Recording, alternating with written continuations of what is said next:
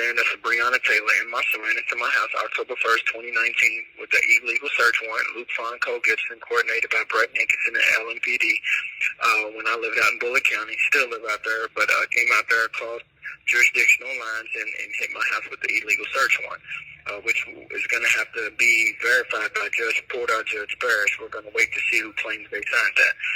But they came out and did these things, so my goal was simple, was to stand up for myself and Breonna Taylor. With that, my goal was to destroy Brett Hankinson's credibility and LMPD's credibility during this whole Breonna Taylor case by telling my story, which shows how they did the falsified search warrants. Now, Morris World TV, Mr. Agabe, he hit me up wanting to do an interview. His whole thing was he wanted to bring me on the show. At the time, I was not with all the interview and stuff. I told him no, I didn't want to do it. He reached back out to me, and then I told him, okay, I'll do it. And he was like, I'll let you tell the whole story. I'm just trying to give you a story, Wings in Life, which my story had already had wings in life. But I agreed to come on the show. As I came on the show, I spoke accordingly. I spoke with mannerisms and respect. I showed my intelligence level. I showed my patience. I showed everything. I demonstrated a little bit of everything. I don't think he realized that I was everything that I was, but I showed a little bit of everything. So over the course of the next, couple shows on this on Agabe show, he began to try to set me up, but he never could really get it off. He tried and tried, but he couldn't. I messed with his mind a lot as I came on the show. I came on the show with a chessboard. I came on the show with many different symbols that spoke directly towards him in the background, but most people wasn't picking up on it. So what ended up happening is because he could not set me up, he started to try to go through other people. Now, as y'all all remember, there was a situation where he brought Chris Will on his show. I know people from Louisville remember this because we was laughing our butt off, and I know Chief Eagle remembers this because we was all laughing. He brought Chris Will, who is Moore too. Chris Will is a Moore too, and Tahaga's a Moore. He brought him on, and we were supposed to pretty much have a debate and go at it about all the corruption that was going on the ground here in Louisville as far as the protests and Chris Will's involvement in it and what his issue was with me, because we had been going back and forth on Facebook at the time, me and Chris Will. So what happens is he brings Chris Will on, his Morris brother, but Chris Will has no reception for real. He's smoking cigarettes and he's nervous, and his IQ level is nowhere near mine, and I'm ready to literally destroy him on Morris World TV. Tahaga Bay picks up on this, and so what he ended up doing is he ended up deleting the show because of people like Chief Eagle Eye and people in the comment section was all laughing at Chris Will, joking on him, talking about how he was sweating, smoking cigarettes, talking about he had no reception. They said he needs to pull up at Burger King so he can get some reception. His Wi-Fi kept cutting out, and it was just an utter mess, and I was laughing at him. I'm talking about I was laughing my butt off. And I got the situation recorded, but again, Tahaga deleted the show. So he deletes the show. And then minutes later, he comes up with a new show. I believe the title was somewhat of, I'm paraphrasing, can a black man who's dating a black woman can a black man who's dating a white woman be the leader of black liberation? And of course, that was supposed to be the show that me and Chris Will was on, but then he changed it to that title. So it was the same time so I was waiting patiently to come in because me and Tahaga Bay had just talked about this 2 days prior, as far as black men dating a white woman and having to lead black people with liberation. We had just talked about this.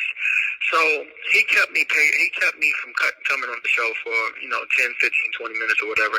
And then as I came on the show, I was a little bit angry because Tahaga Bay had switched up his stance and just basically turned this show into Jerry Springer, and he was taking a direct shot towards me. Well, as I come on the show, of course the crowd is going to be against me because I date a white woman. And of course, people don't like my attitude, my swag, because I come on the show aggressive with zero back down. So what happens is he has King T and a bunch of other people, some dude named Ani and a bunch of other people on the show, and they're basically jumping me. Well, I hold my own. Then eventually Chief Eagle Eye comes on, and then Chief Eagle Eye's holding his own, but what Tahaga Bay kept doing all throughout the show is pressing the mute button and not letting me and Chief Eagle Eye get our points off. So what happens eventually is Tahaga Bay hypes up King T because Tahaga Bay could not get it to where he could snake me himself because I was a crowd favorite. So what he did is he created friction between me and King T. King T said he was going to hit me in my mouth. I told King T, you're not going to hit me in my mouth. And pretty much I called King T's little bluff of trying to be a tough guy and trying to bully me because he's not going to hit me in my mouth. He wouldn't touch me if I seen him in public. So at the end of the day, I calls him out. Tahaga Bay pretty much, puts more gas on that fire because me and King T had somewhat calmed down, and I came back on the show. He put me off in mute for about 10 minutes and then brought me back on. But Tahaga Bay pours more gas on the fire, talking about how King T was going to hit me in the mouth. And then it starts back up. Well, I do one of my world famous fire emoji rants. I just start yelling, fire emojis, because Tahaga Bay was trying to start stuff. And so Tahaga Bay kicks me off his show for doing that.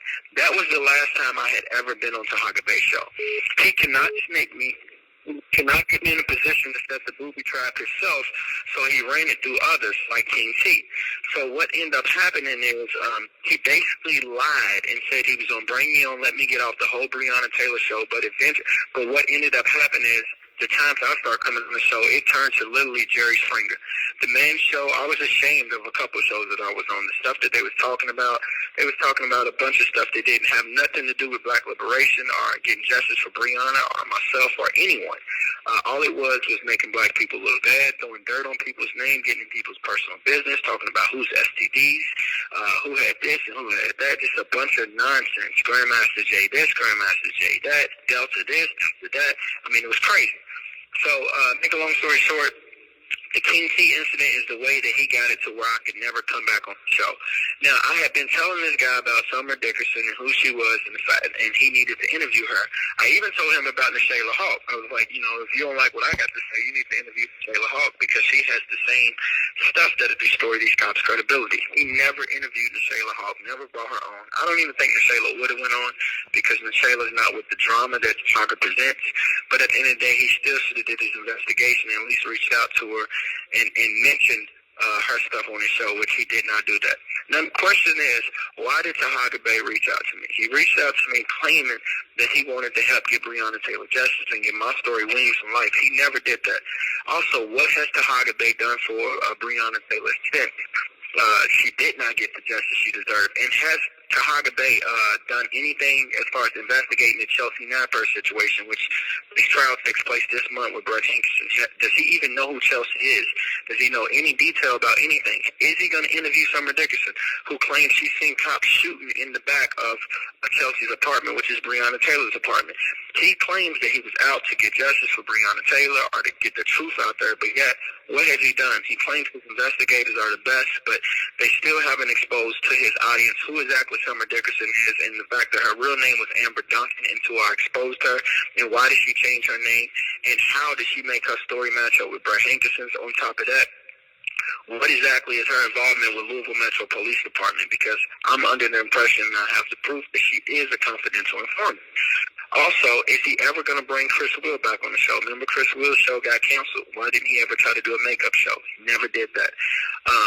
On top of that is, what is his involvement with all of these so-called YouTube people? You notice I made all of these YouTube people show their hand, from Tiffany to the little weirdo, Darren, all of them. I made them all show their hand, and they all pretty much came together, and they're all on one team now. So the question is, what's up with Tahaga Bay and Christian Muscagni? How did they even run across each other? Christian Muscagni is a known just fuck up in the city of Louisville, just a nobody, just somebody who was born with a silver spoon and literally just destroyed his father's reputation and last name. And now he's connected with Tahaga Bay all the way in Baltimore off the back of me. The question is, where and when did Christian begin to have a problem with me, and why? Because last time I checked, he was my customer.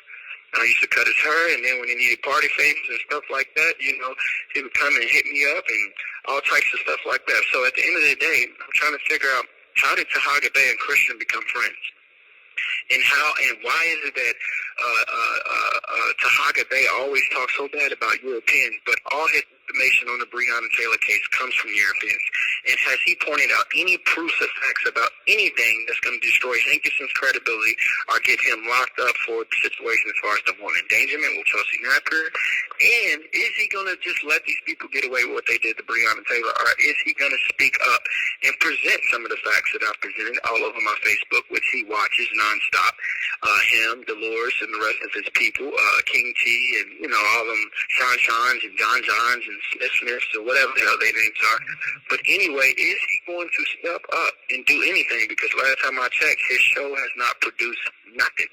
but drama, and make black people look bad, and have torn up relationships between leaders, people like myself, and so many other people who could have came together and done some real damage. So the question is, when it comes to all this stuff, will he interview Summer Dickerson? Will he get down to the bottom of who she is, or is he going to give the white woman a pass? He rode all these black people very, very hard, but he has given Amber Duncan, a.k.a. Summer Dickerson, a pass. A whole show needs to be done with her. Last time I checked, she was the #1 witness in the Breonna Taylor case. That alone should get her a show. So why hasn't he given her a show and put her on the hot seat and then asked her real questions? And where's her evidence or proof that I was stalking her and all this stuff? It's all lies. And why has he stood with this woman? So at the end of the day, I know these people are out spreading all this stuff about me. They all want to see me continue to stay in jail. But at the end of the day, just know when I get out, I'm going to clear everything up. These people don't stand a chance. That's why they're trying to kick me, why they think I'm down. But really, I'm all the way up. God's my protector. My truth, no matter what. My truth is truth. You can't top truth with lies. All you can do is try to somewhat cover up the truth. But the truth is going to remain the truth. Their lies, their story has changed millions of times. First, Summer said she heard the first pop. Now she's saying she heard gunshots in the back of Breonna's apartment. Like, which one was it, y'all? And this woman needs to be put on the hot seat. Y'all need to continue to ask her questions. On top of that, y'all need to... This call will be terminated in 2 minutes. The FBI needs to be called, local and national, and tell them they need to come interview with Kendrick Wilson at Bullitt County Detention Center.